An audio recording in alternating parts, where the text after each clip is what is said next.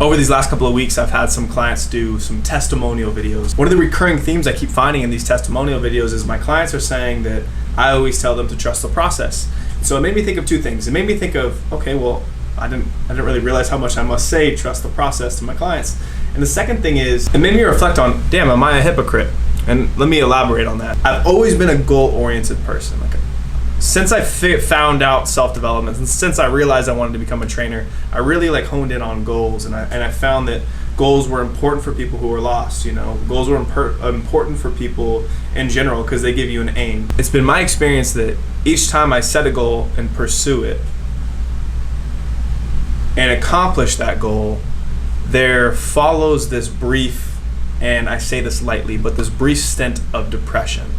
For me, when I became a trainer, it was so excited, and then or when I graduated school, or when I ran a marathon, or when I did the bodybuilding show, or when I opened my gym, very excited, proud in the moment. And then there was this lull of, okay, what's next? Or how come I don't feel different because I knocked off something that was on my bucket list? Why don't I feel any different?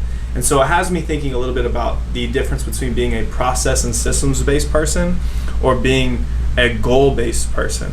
And I don't think goals are bad. That's not what I'm trying to say. I'm trying to say that if you put your self-worth into these mountaintop moments throughout life, it might come with it some identity crisis issues, right?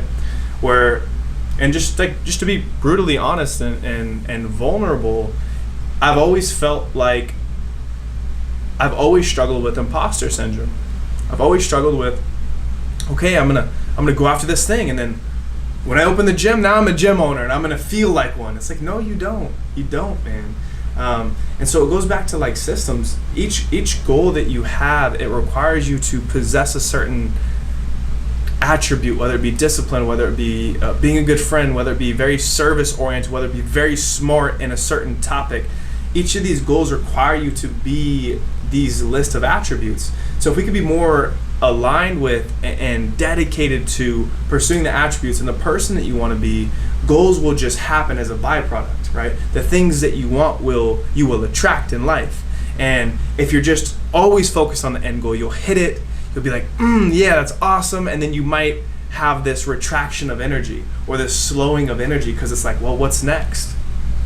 So I think that it's two things there. It's be careful of the goals that you set, and then the second thing is just be more in love with the process and the system than you are the goal yourself. I'm sure that you've heard this in some capacity before, but it was on my heart to share it because I don't know if I've ever shared that. Each goal that I've hit, I sometimes try to create an identity around that particular goal or that particular label, and I never feel any different. And so it creates this lapse in me of okay, am I my goals or am I something else? And I think that you're more than whether or not you fail or succeed at your goals. So yeah, hopefully that's helpful for you. And hey, keep striving, keep going where you're going, but enjoy the process. Enjoy the person you're becoming and the pursuit of those things. And once you hit it, continue on, keep going. I think that a good goal is to not be wavered by the highs and lows in life, to kind of just keep this steady momentum. Something good happens, phenomenal, amazing. I earned it. Thank you everybody around me who helped me get to this point. Or something bad happens, it's oh, okay, well, that's tough, but it's providing with me something, maybe a lesson that I can learn or a humbleness that I can possess, Well, done rambling. Hopefully that's helpful for you guys. Deuces.